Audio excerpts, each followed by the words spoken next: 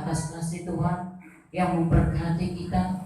Dan mari kita terus juga kita doakan sekeliling kita dan kaum keluarga kita, bagi bangsa kita.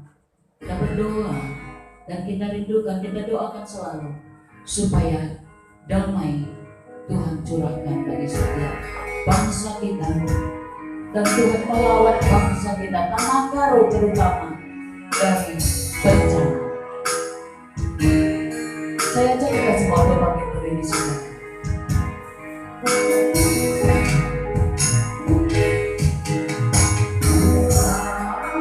Damai di Indonesia, doa buat damai di Indonesia, doa buat damai di Indonesia.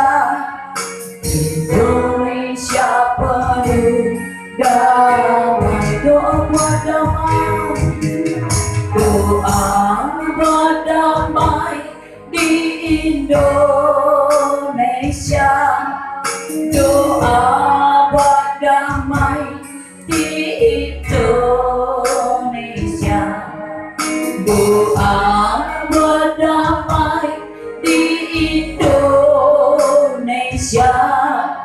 Indonesia penuh damai, damai, damai,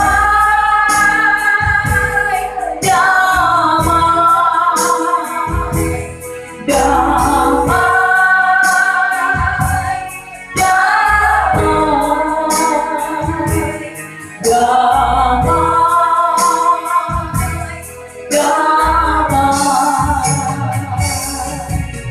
Indonesia penuh damai, doa damai untuk tanah kami, doa buat damai di tanah karo, doa buat damai di tanah karo, doa buat damai di tanah karo, tanah karo penuh dan shalom, shalom, shalom, shalom, shalom, shalom,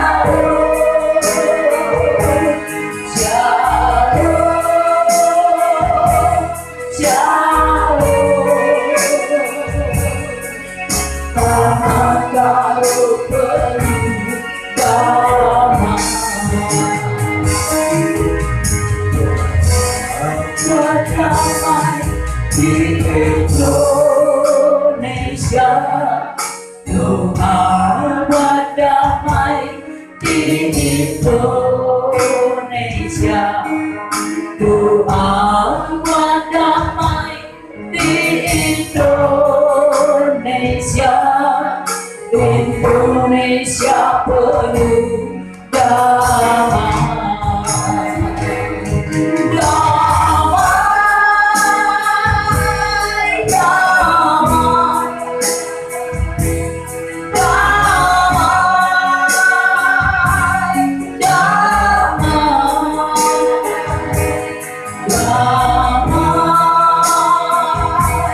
damai, damai.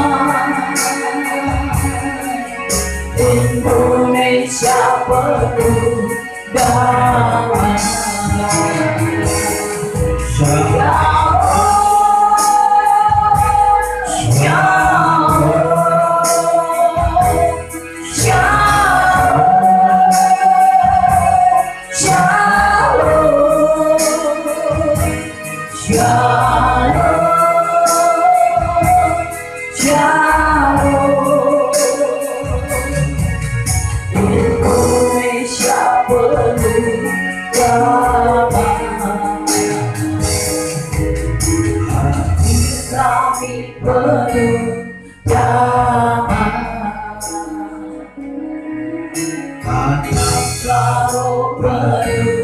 Damai. damai, desa juga penuh damai. Haleluya. Bapa di surga, ini kerinduan hati kami, biar rohmu memenuhi bait suci-Mu di tempat ini Tuhan.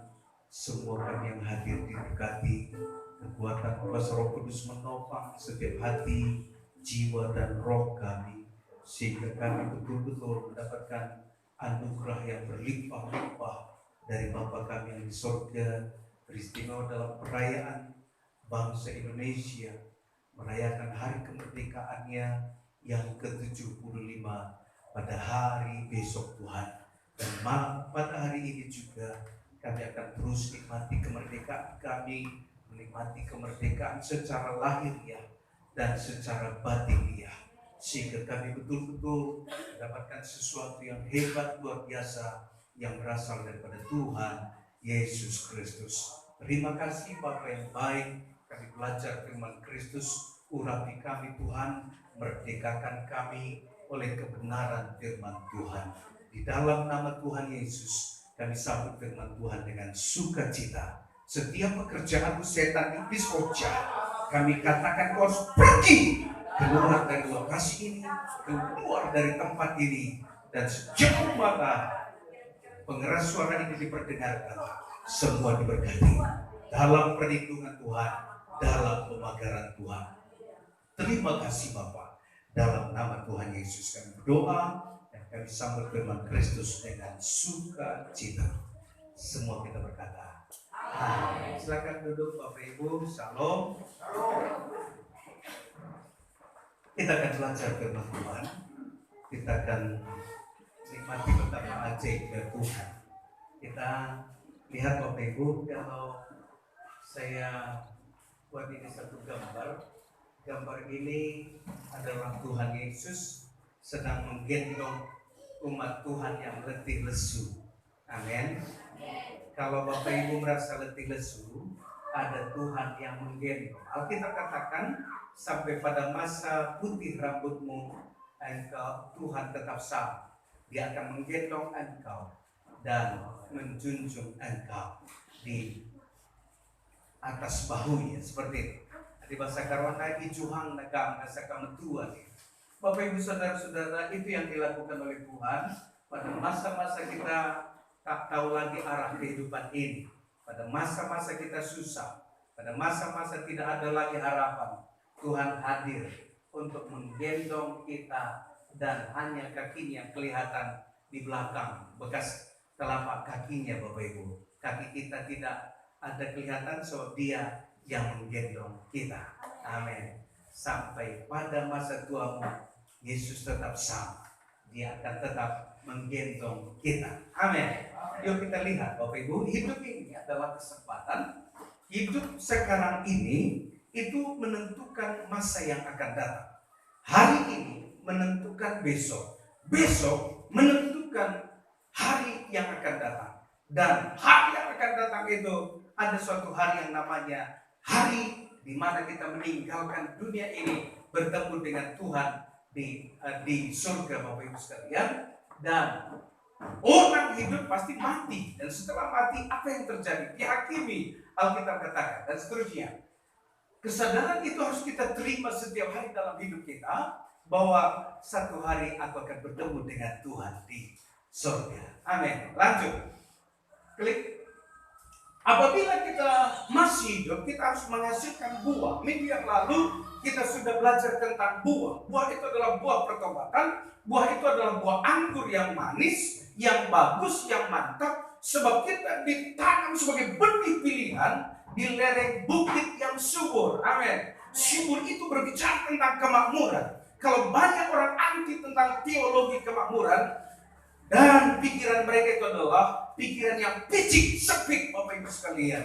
Haleluya. Karena kita ditanam sebagai benih pilihan di lereng bukit yang subur. Itu kehendak Tuhan. Amin. Itu kehendak Tuhan. Kehendak Tuhan lah Bapak Ibu diberkati dengan berkat Abraham. Amin. Dan selanjutnya yang ketika kita berbuah dan berbuahlah terus Bapak Ibu sekalian untuk pertobatan kita. Berbuahlah terus dalam buah Roh Kudus. Berbuahlah terus dalam buah pelayanan kita, kesaksian hidup kita. Walaupun kita tidak berkata-kata, orang akan berkata-kata tentang kita. Itu namanya kesaksian yang hidup. Amin. Yang kedua, jadilah orang yang merdeka. Selagi hidup ini, kita harus menjadi orang yang sudah dimerdekakan. Amin. Secara berbangsa dan bernegara kita sudah merdeka 75 tahun. Namun Bapak Ibu sekalian, merdeka secara lahiriah itu belum sempurna. Masih ada kemerdekaan yang harus kita peroleh, yang namanya kemerdekaan secara batiniah. Amin.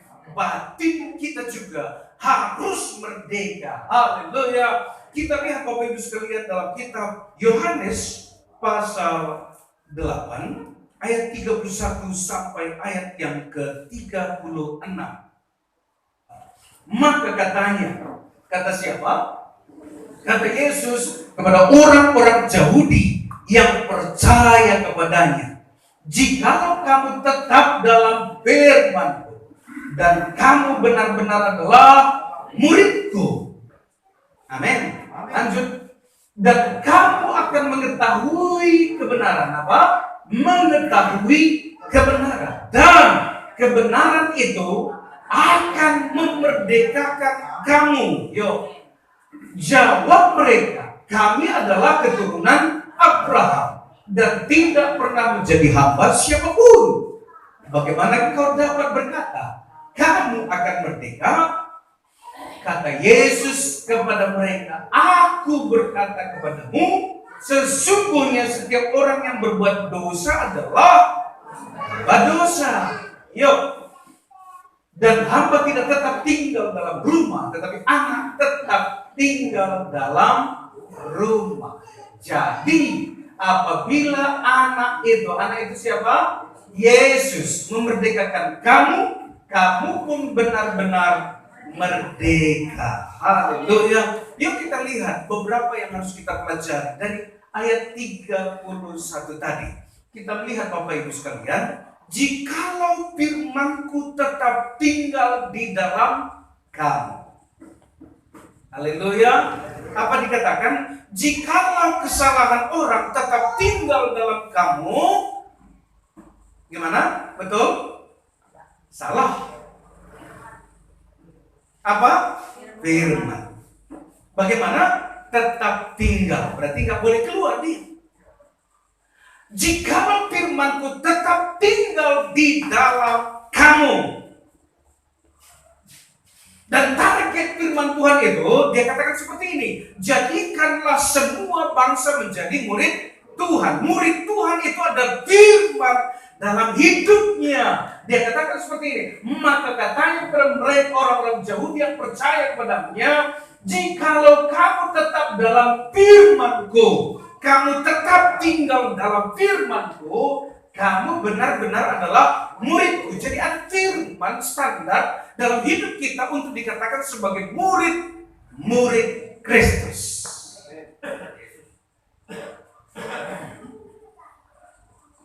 Kita sedang tinggal di dalam apa sekarang? Di dalam bisnis. Berarti kita keluar sebagai murid Kristus. Kita di dalam siapa sekarang? Di dalam iblis. Maka kita disebut murid iblis. Haleluya. Kita tinggal di dalam siapa? Di dalam firman. Firman itu siapa?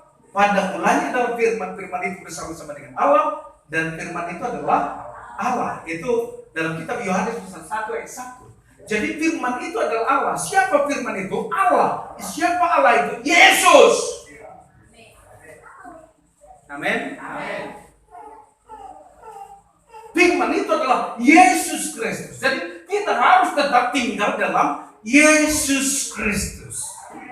Bapak Ibu, tinggal di dalam siapa? Amin. Tinggal di dalam Yesus. Sekalipun dalam keadaan pesta tahunan, kita tinggal di dalam Yesus. Haleluya. Sekalipun masa pandemi COVID-19, kita tetap tinggal di dalam Yesus. Haleluya. Perhatikan Bapak Ibu. Kita dijual kalau punya ayam, kita buat binjaranya kan seperti itu. Kita buat pagar sekeliling supaya apa? Supaya aman dia di dalam. Betul? Amin. Di dalam, bukan di luar. Kalau dia keluar dari pagar itu, kira-kira apa yang terjadi? Banyak musuh. Haleluya. Ada musang. Ada musang. Garong. Ada macam-macam musuh di luar. Itu sebabnya di pagar dia, dibuat pagar sekeliling supaya dia di dalam. Apakah pemilik ayam biarkan dia mati, matilah kau, hidup, hiduplah kau di dalam pagar? Pasti tidak. Dia akan kasih makan pada waktunya, dia kasih minum pada waktunya. Supaya apa? Supaya ayam itu bisa menghasilkan buah. Amin. Apa buahnya? Telurnya itu buah. Apa buahnya? Dagingnya itu buah. Bapak Ibu sekalian yang kekasih dalam Tuhan, apa buah kita di dalam Tuhan? Ketika kita diberkati, kita sudah menghasilkan buah. Dan berkat itu bukan untuk kita pribadi. Alkitab catat dalam kitab Galatia pasal 6 ayat 6. Allah tidak mau dipermainkan. Hendaklah setiap orang yang mendengar pengajaran firman membagi segala sesuatu yang ada padanya kepada orang yang mengajarkan firman Tuhan itu. Amin. Membagi segala sesuatu. Oleh sebab itu nanti sore sudah bisa dibagi segala sesuatu kepada gembala, kan begitu? Amin. Tahu kak duit, tahu kak kami pasti tahu kak firman Tuhan. Amin. Kan begitu. Haleluya. Itu kita, bukan pendapat manusia. Oleh sebab itu jangan pernah Bapak Ibu mendirikan kebenaran sendiri. Jangan mendirikan kebenaran sendiri. Apabila engkau mendirikan kebenaran sendiri, maka kau tidak pernah merdeka dalam hidupmu, Bapak Ibu sekalian. Yuk, kita lihat ayat 32.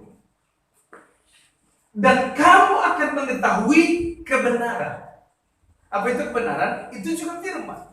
Kuduskanlah mereka dengan kebenaran, sebab firman-Mu adalah kebenaran. Kebenaran itu adalah firman Tuhan. Yohanes 17 ayat 21. Kuduskan mereka dengan kebenaran, sebab firman-Mu adalah kebenaran. Kebenaran itu adalah firman Tuhan. Sorry, ayat 17 mungkin ya. Yohanes 17 ayat 17. Dan kamu akan mengetahui kebenaran. Haleluya. Perlu garis bawahi. Kamu akan tahu kebenaran. Kalau diajar kebenaran, maka kamu akan tahu kebenaran. Kalau kamu sudah tahu kebenaran, jangan ciptakan, jangan dirikan kebenaran sendiri. Ketika kita membagi segala sesuatu itu, berarti kita sedang menabur segala sesuatu yang kemudian kita akan petik buahnya. Amin. Kita akan tuai apa yang sudah kita tabur itu. Itu kebenaran Bapak Ibu sekalian. Itu kebenaran, bukan kebenaran pendeta. Bukan kebenaran siapa-siapa, itu kebenaran firman Tuhan. Kita lihat kembali. Dan kamu akan mengetahui kebenaran. Perhatikan, garis bawahi Alkitab Bapak Ibu. Kamu akan mengetahui, tahu kebenaran. Seperti itu. Kamu akan tahu kebenaran. Haleluya.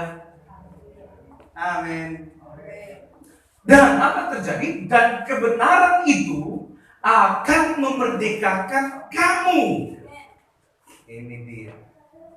Kamu akan tahu kebenaran, dan kebenaran itulah yang akan memerdekakan kamu.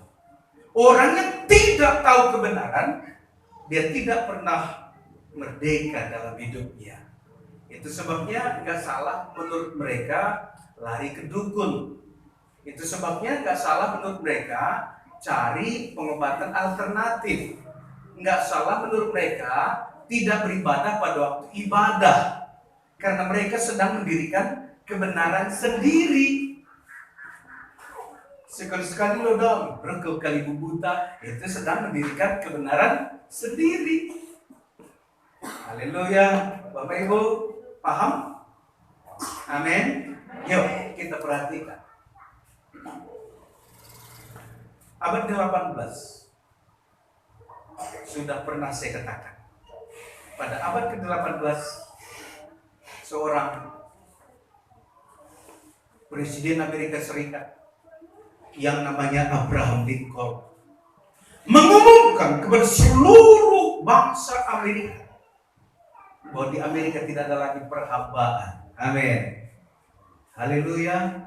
Di Amerika tidak ada lagi perhambaan. Setiap budak harus dimerdekakan. Luar biasa Bapak Ibu sekalian. Apa yang terjadi? Yang terjadi ada yang nggak tahu. Dia tetap memperbudak dirinya kepada Tuhan. Aku budak dulu, aku budak dan enggak, diberitakan seluruh media yang ada, media cetak pada waktu itu sudah memberitakan bahwa di Amerika Serikat tidak ada lagi perbudakan. Setiap budak harus dimerdekakan.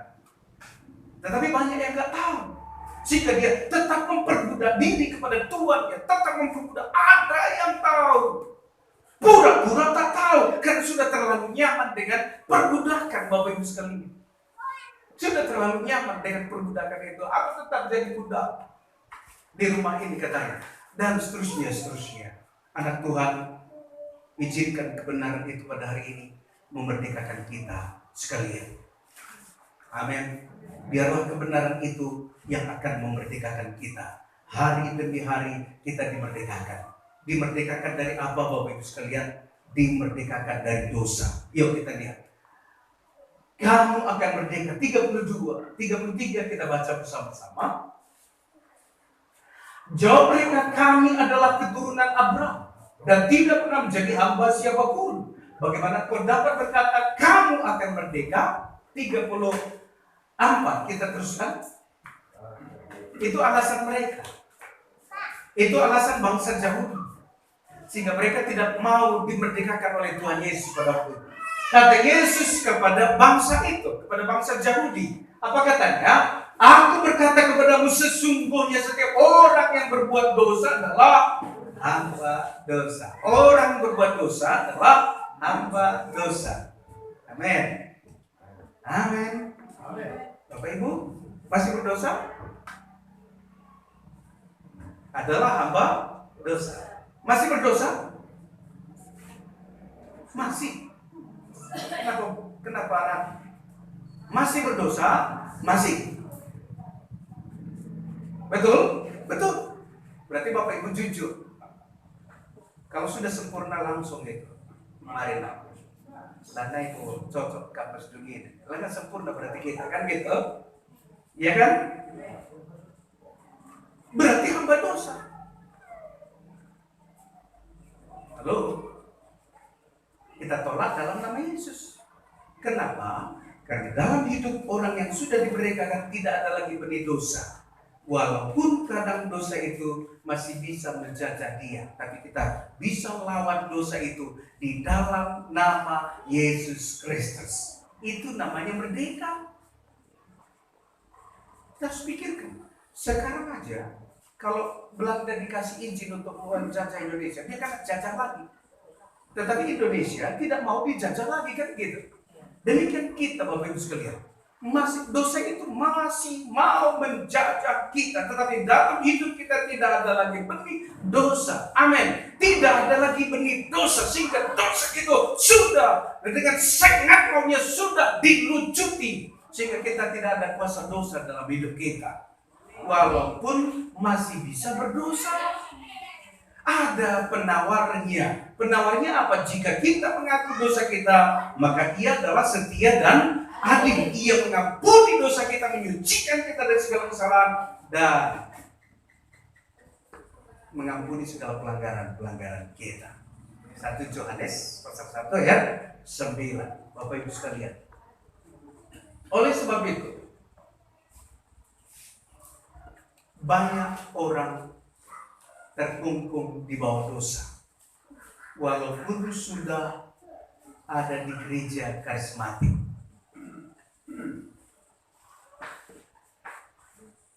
Setiap orang berbuat dosa adalah hamba dosa. Sengaja Bapak Ibu sekalian, dia sengaja berbuat dosa.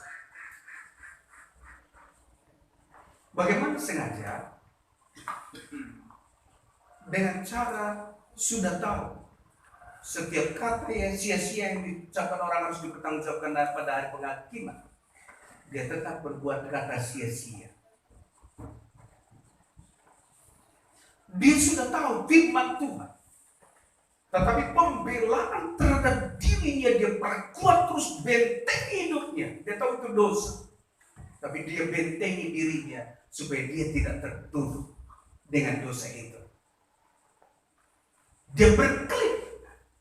Dia cari-cari alasan. Bahkan cari-cari ayat firman Tuhan. Berbahaya orang seperti itu. Alkitab katakan, orang yang sengaja berbuat dosa tidak ada pengampunan bagi dia. Ngeri sekali Bapak Ibu sekalian. Oleh sebab itu, karena dalam hidup kita tidak ada lagi benih dosa, izinkan firman itu memerdekakan kita. Amin. Pada waktu firman itu memerdekakan kita, perhatikan, maka kita betul-betul merdeka dari dosa. Ingat Bapak Ibu sekalian, dosalah yang menyebabkan kutuk. Itu sebabnya berbahagia orang yang dosanya sudah diampuni. Kata kitab Nabi Mika, Bapak Ibu sekalian, yang dosanya sudah diampuni. Berbahagialah orang yang dosanya tidak diingat-ingat lagi. Masalahnya, kita juga sering mengingat dosa kita. Dosaku ini besar sekali, dosaku seperti ini, nggak layak aku di hadapan Tuhan. Kita sendiri ingat, tetapi Tuhan tidak ingat lagi. Tetapi jangan berbuat dosa lagi. Kepada orang yang berbuat zina, apa Tuhan katakan? Ketika diperhadapkan kepada Tuhan, barang siapa yang tidak pernah berbuat dosa, dia yang pertama melempar perempuan ini dengan batu. Haleluya. Enggak ada yang melempar, Bapak Ibu. Berarti semua orang Israel pada waktu itu ada dalam dosa. Haleluya. Paham ya? Sehingga mereka jatuhkan batu satu persatu. Dan dia katakan kepada perempuan itu, tidak ada yang melempar kamu. Perempuan itu katakan, tidak ada Tuhan. Aku pun tidak menghukum kamu. Tapi jangan berbuat dosa lagi. Haleluya. Sudah tahu berzina dosa, jangan berzina lagi. Sudah tahu bohong dosa, jangan bohong lagi. Sudah tahu jahat itu dosa, jangan jahat lagi. Gampang kan? Amin. Gitu Bapak Ibu sekalian. Akibat dosa apa yang terjadi pada waktu Adam dan Hawa berdosa, diusir dari Taman Eden. Diusir dari Taman Eden, apa yang terjadi Bapak Ibu sekalian? Maka ada permusuhan satu dengan yang lain. Itu sebabnya harus ada korban. Korban apa? Yang pertama berkorban pada waktu itu adalah hewan. Alkitab tidak catat hewan yang mana. Tetapi kalau kita perhatikan dalam perjanjian lama, hewan yang berkenan kepada Tuhan itu ditumpahkan darahnya untuk pengampunan dosa adalah anak domba. Berarti untuk menjadi pakaian Adam dan Hawa, domba lah yang dikorbankan pada waktu itu. Dan Tuhan ambil kulitnya, dia pakaikan kepada Adam dan Hawa. Haleluya. Sehingga dalam perjanjian lama, hukum Taurat memerintahkan kepada bangsa Israel, hanya bangsa Israel, tidak ada bangsa lain. 1 kali 1 tahun harus korban, dia korbankan seekor anak domba berumur 1 tahun yang tidak bercacat dan tidak bercela, untuk membebaskan dosa. Dan dalam perjanjian baru, 1 kali untuk selama-lamanya Tuhan Yesus menumpahkan darahnya untuk pengampunan dosa setiap orang yang ada di muka bumi. Amin. Itu sebabnya setiap tetes darah Yesus Kristus menebus setiap dosa umat manusia. Dan kita sudah ditebus. Dan dosa tidak berkuasa lagi. Dan apabila dosa tidak berkuasa lagi, karena muncul juga dosa itu, minta ampunlah kepada Tuhan. Dan Dia setia dan adil, akan mengampuni kita dari segala dosa dan menyucikan kita dari segala kejahatan. Amin. Kemudian Bapak Ibu sekalian, dosa itulah, turunan dosa itulah yang menyebabkan kutuk. Amin. Dan di atas kayu salib, kutuk itu sudah dipatukan. Supaya apa? Supaya berkat Abraham sampai kepada bangsa-bangsa lain. Kalau berkat Abraham sampai kepada bangsa lain, bukankah kita bibit unggul, benih unggul yang ditanam di lereng bukit yang subur? Haleluya. Ini pemahaman kita dulu. Tahu dulu.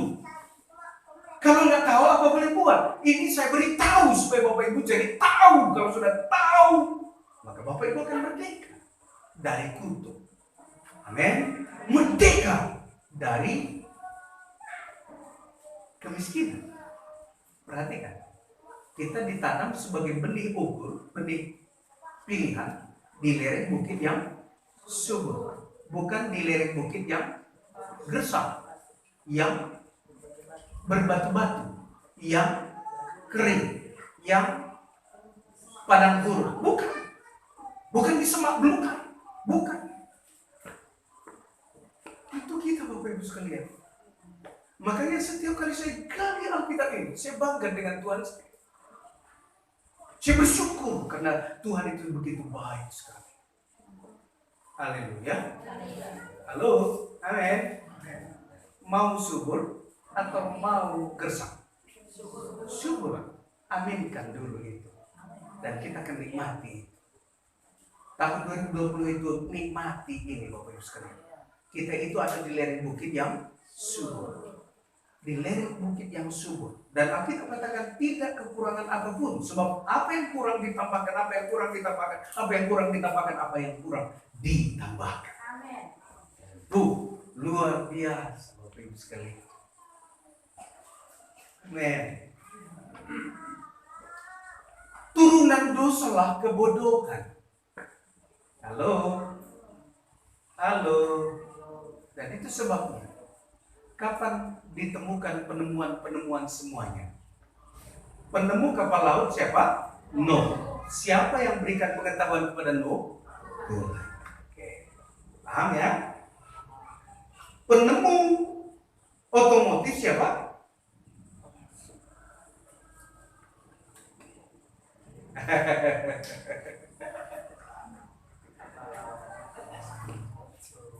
Penemu mesin diesel itu diesel, Pak? Siapa namanya? Ada diesel-dieselnya lah. Kenapa dia temukan? Saya hanya berpikir seperti Musa. Tuhan berikan dalam pikirannya bagaimana aku bagaimana jadi mesin teri. Aduh ya jadi mesin bacakan putar bana roda. Kalau udah kuda narik roda ini mungkin Tuhan. Maka dia berpikir, akubarlah. Akhirnya ditemukanlah mesin itu Bapak Ibu sekalian. Haleluya. Kemudian ada orang berangan-angan. Kalau burung bisa terbang, kenapa? Kapan manusia bisa terbang? Maka dibuatlah balon bisa terbang Bapak Ibu sekalian. Kemudian ditemukanlah oleh Van Zeppelin. Itu namanya balon terbang Bapak Ibu sekalian. Akhirnya Zeppelin itu menjadi inspirasi untuk membuat pesawat dari Fokker baling-baling. Akhirnya jadi jet, mesin jet. Dan seterusnya. Kenapa? Saya hanya mengerti karena dosa sudah diampuni. Maka orang-orang yang percaya Tuhan diberikan inspirasi untuk menjadi penemu apa yang harus ditemukan. Paham? Makanya anak-anak kita saya optimis sekali. Mungkin mereka suatu hari akan menjadi penemu apa. Mungkin Bapak Ibu katakan sekarang, kok bodoh kali anakku. Anak yang terbodoh yang pernah ada menjadi penemu yang paling bersejarah dan hebat itu adalah Thomas Alva Edison. Terbelakang dan betul-betul sampai dikeluarkan dari sekolah. Tetapi dia menjadi penemu yang super hebat Bapak Ibu sekalian. Bayangkan kalau listrik tidak ada sampai hari ini, apa yang terjadi? Kita tidak bisa gunakan multimedia. Pasti tidak ada handphone, pasti tidak ada yang berbau elektronik Bapak Ibu sekalian. Oleh sebab itu, penemu-penemu ini tidak datang dari orang-orang hebat, tetapi datang dari orang-orang yang takut akan Tuhan. Amin. Orang-orang yang takut akan Tuhan. Kenapa? Karena dosa itu menjadikan bodoh. Tetapi apabila dosa sudah disingkirkan, maka kebodohan itu akan hilang. Alkitab catat dalam kitab 1 Korintus pasal 1 yang katakan seperti ini, Allah memilih orang bodoh untuk mempermalukan orang yang berhikmat. Amin. Kita ini dipilih Bapak Ibu sekalian, terpilih dan dipilih sebagai orang-orang yang tidak berarti, sebagai orang-orang yang bodoh pada waktu itu. Kita dipilih supaya kita bisa mempermalukan orang berhikmat. Haleluya. Sebab Tuhan itu kadang-kadang seperti dia cemburu, Bapak Ibu sekalian. Kalau dia pilih orang pintar, dia pasione pintar kini yang naikin juara sahaja. Dia pilih yang juara sahaja. Dia temukan sesuatu. Biasa-biasa saja kan begitu. Makanya Tuhan itu pilih Thomas supaya dunia tahu bahwa Tuhan sanggup menjadikan orang bodoh jadi orang pintar. Jadi kalau anak kita bodoh jangan kecil hati ya. Doakan terus, amin. Dia akan menjadi orang hebat. Dosalah yang menyebabkan kemiskinan. Setan itu membuat orang jadi orang miskin. Amin. Membuat orang jadi orang miskin. Oh bisa jadi kaya. Dia ambil pelaris, dia bikin ini ke gunung kidul dan sebagainya. Bisa. Tapi lihat di pertengahan umur dia akan ambil satu persatu. Yang paling dia kasih dia akan ambil, dia ambil. Setelah habis segala-galanya, maka tinggallah kenangan. Karena dibinasakan. Karena iblis datang mencuri, membunuh, dan membinasakan. Bapak Ibu sekalian. Selanjutnya apa turunan dosa itu? Permusuhan. Saudara nomor 1 dengan nomor 2 nggak cakapan seumur hidup. Kenapa? Karena pembagian harta warisan yang tidak sesuai. Bermusuhan. Antara kucing dengan anjing bermusuhan. Antara kucing dengan singa bermusuhan. Antara saling memakan dan lain sebagainya. Sementara pada waktu di Taman Eden, semua makhluk hidup itu yang berkaki 4, berkaki 2 hanya makan rumput bersama-sama. Yang menjalar juga makan rumput bersama-sama. Nggak ada makan antara singa dengan kerbau. Nggak ada, Bapak Ibu sekalian. Di Taman Eden mereka semua aku saja. Makanya jam 1000 tahun damai itu akan diwujudkan kembali. Nggak ada lagi permusuhan. Akibat dosa maka terjadi sakit penyakit yang tidak henti-henti.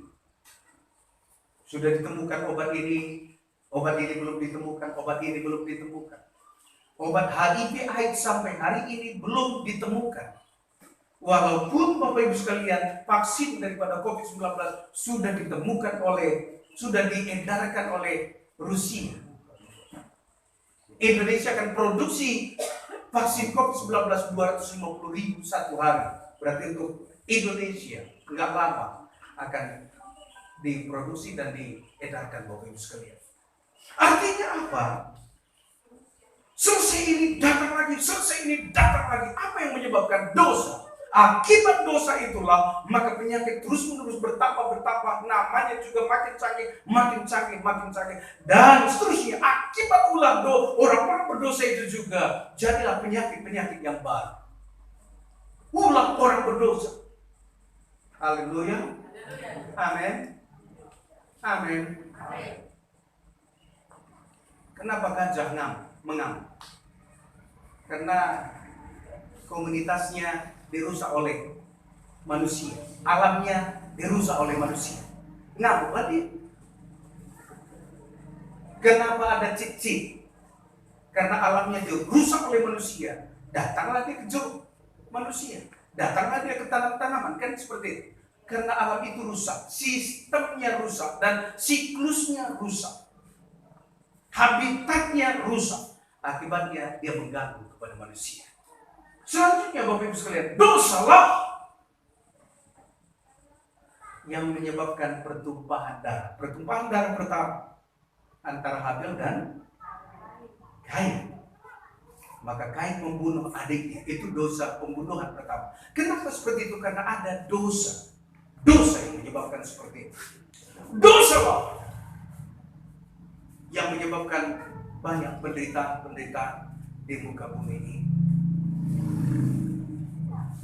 Dosalah yang menyebabkan ada perang dunia pertama, perang dunia kedua. Kenapa? Karena manusia punya ego. Bayangkan aku ke saya, macam-macam kayak ngerana di Amerika. Maka dia hantam itu. Bagikan ini Cina, bagikan ini Cina, maka terjadilah perang Bapak Ibu sekalian. Itu semua karena dosa, mementingkan diri sendiri. Apakah perang itu menyelesaikan masalah? Jawabannya tidak. Perang itu menciptakan masalah lebih berat, lebih besar, lebih luar biasa daripada kita berdiam diri, kan seperti itu ya. Dan dosa itu banyak turunannya. Oleh sebab itu, orang berbuat dosa adalah hamba dosa. Orang berbuat kebenaran adalah hamba kebenaran. Amin. Hamba kebenaran. Kebenaran itu akan memerdekakan kita. Kita lanjutkan ayat 35. Kita lihat Bapak Ibu sekalian. Dan hamba tidak tetap tinggal dalam rumah. Dia keluar masuk. Tetapi anak tetap tinggal dalam rumah. Maka standar Alkitab memanggil kita sekalian dijadikan anak-anak Allah.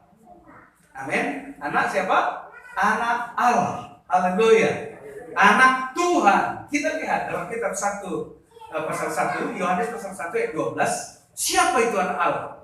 Supaya kita tahu siapa, bagaimana posisi kita di hadapan Tuhan sebagai anak-anak Allah. Amin.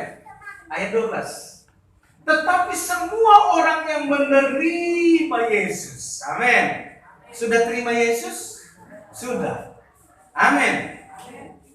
Diberinya kuasa supaya menjadi anak-anak Allah. Anak siapa? Anak Allah. Yaitu mereka yang percaya dalam namanya. Kategorinya ada dua. Satu menerima, satu lagi percaya kepada nama Yesus Kristus. Maka diberi kuasa menjadi anak-anak Allah. Kalau kita anak Allah, merdeka enggak? Merdeka. Haleluya. Oleh sebab itu jadi Kristen itu jangan sinkritisme. Kita percaya Allah dan kita percaya juga Minggu. Enggak boleh Bapak Ibu sekalian. Percaya Tuhan, percaya juga dukun. Itu enggak boleh. Percaya kepada Yesus, percaya kepada keramat. Itu enggak bisa. Ikut Yesus, ikut Nini Pelet juga. Enggak boleh. Ikut Tuhan Yesus, ikut Batur Sunti, nggak bisa. Kalau Tuhan 100% saja, jangan yang lain. Karena Tuhan kita itu adalah Allah yang percemburu. Dia cemburu pada orang yang mendua hati. Bapak Ibu sekalian, kalau kita jadi anak, otomatis kita ahli waris. Haleluya. Mau jadi ahli waris?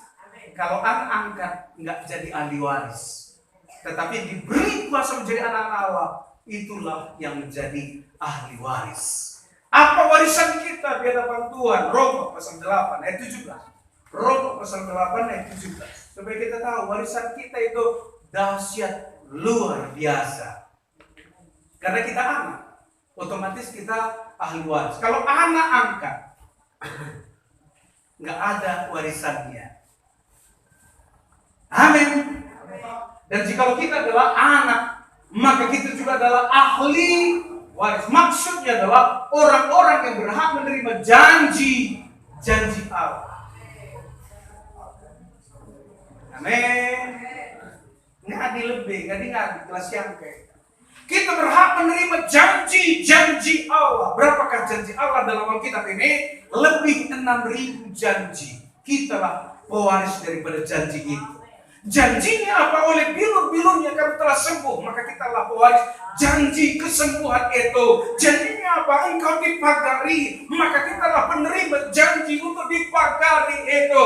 Kita dipagari siang dan malam, kita dilindungi Tuhan siang dan malam. Janjinya apa? Dia yang kaya rela jadi miskin supaya engkau yang miskin menjadi kaya oleh karena kemiskinannya. Itu janjinya. Milikilah janji itu, warisilah janji itu, bahwa engkau kaya.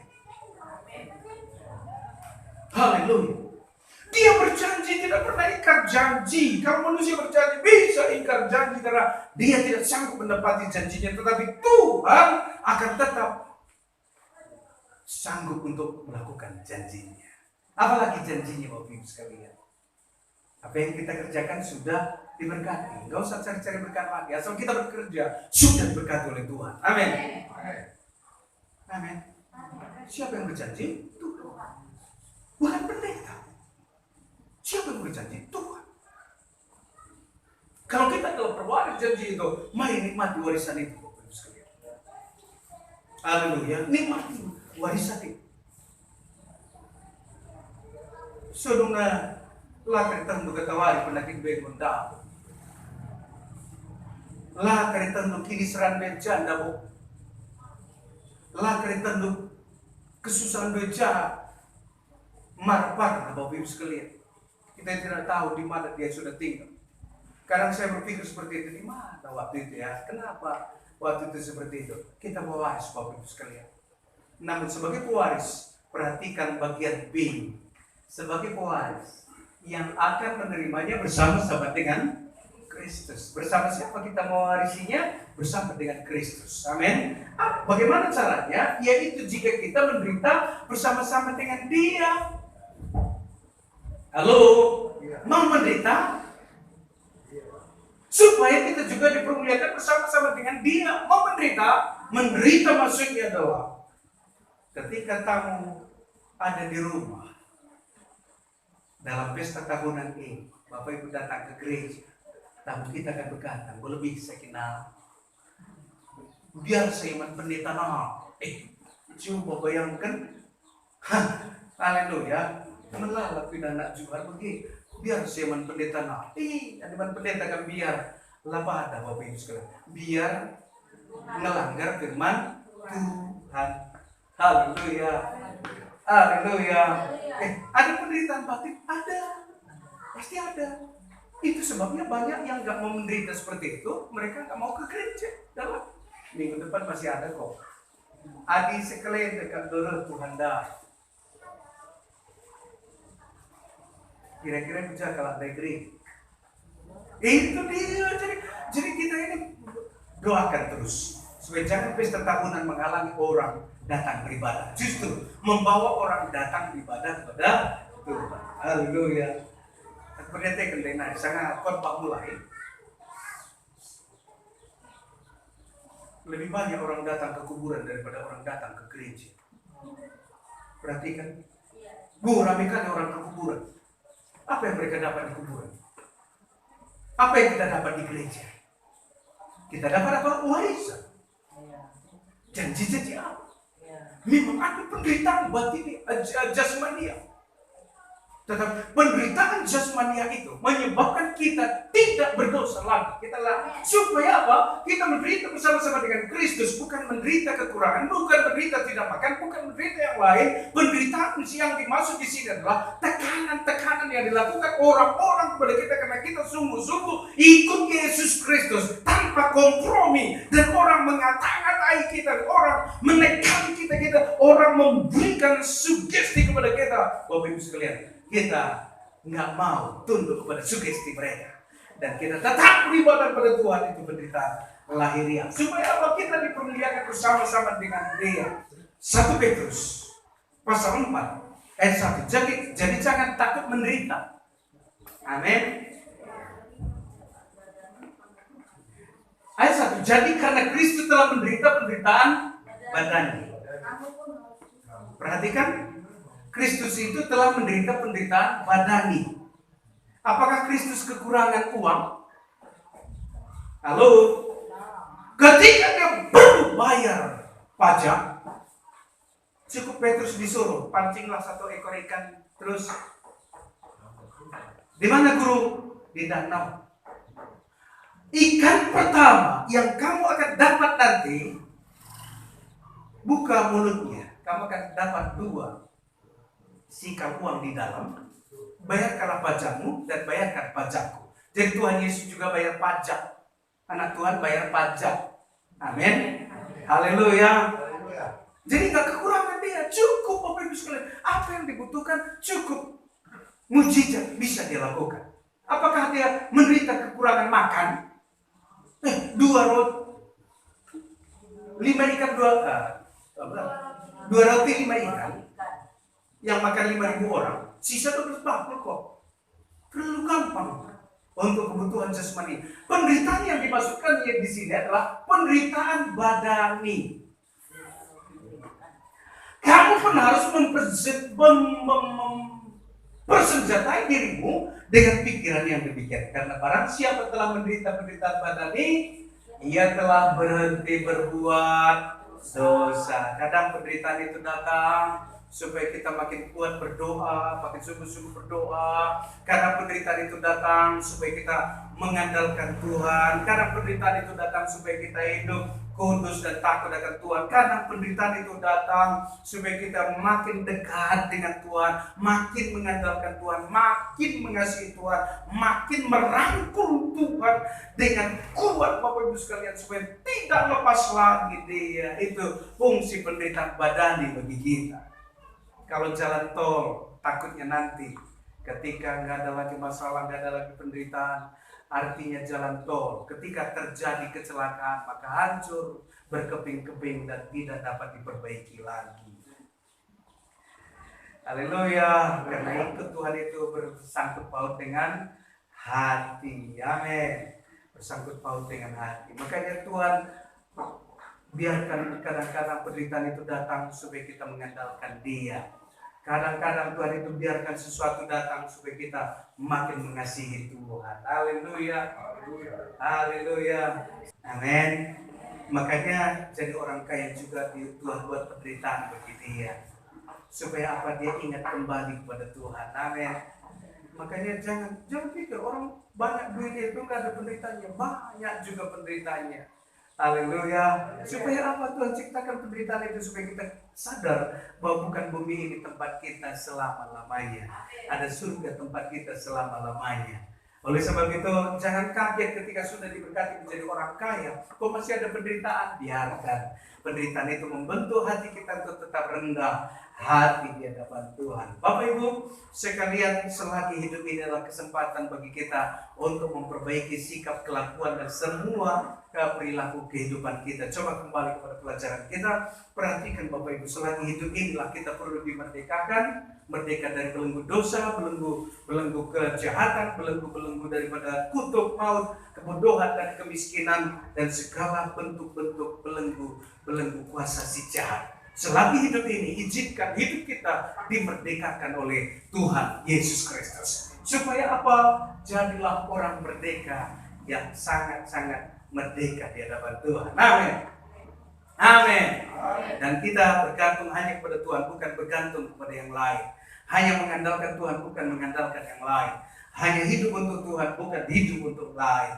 Kita melakukan segala sesuatu, kita lakukan seperti untuk Tuhan, bukan seperti orang kepada orang lain. Tetapi Bapak Ibu sekalian, orang merdeka itu akan hidup senang sekali. Bayangkan kalau kita masih dijajah oleh Belanda pada hari ini, apakah kita berniat untuk membangun rumah bagus? Jawabannya pasti tidak. Karena Belanda akan rebut apa yang kita bangun ini. Jadi harga satu kemerdekaan itu begitu tingginya nilainya Bapak Ibu sekalian. Itu sebabnya nilainya bukan emas dan bukan perak. Yang memerdekakan kita itu adalah Yesus Kristus. Oleh darah Yesus Kristus segala belenggu dosa itu sudah dihancurkan.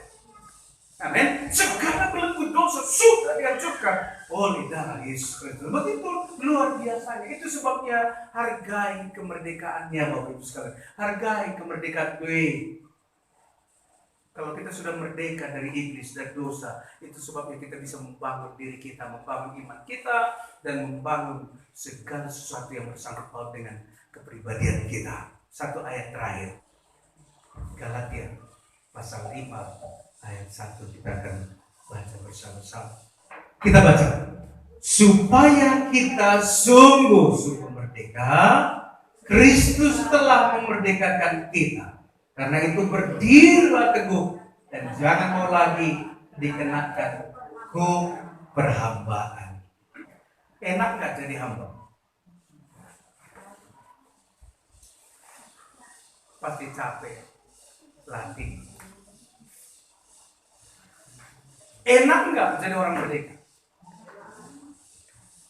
Sangat enak lah.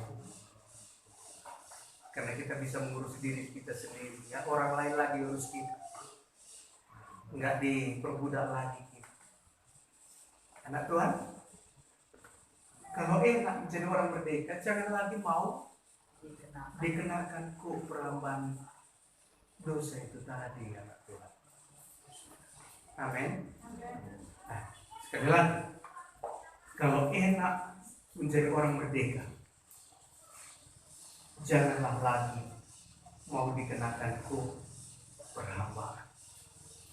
Apapun ceritanya Bapak Ibu sekalian, saya hidup 21 tahun dalam penjajahan dosa dan iblis. 21 tahun itu penderitaan, keputusasaan, ketidakadaan pengharapan, dan lain sebagainya menggerogoti kehidupan saya. Sampai-sampai kadang-kadang seperti kalau mati gimana ya? Kalau minum racun gimana ya?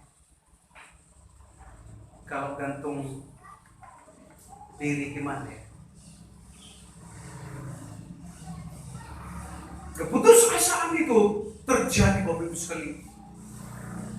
Kenapa? Karena di bawah perbudakan itu nggak ada damai sejahtera. Yang ada adalah luka-luka batin.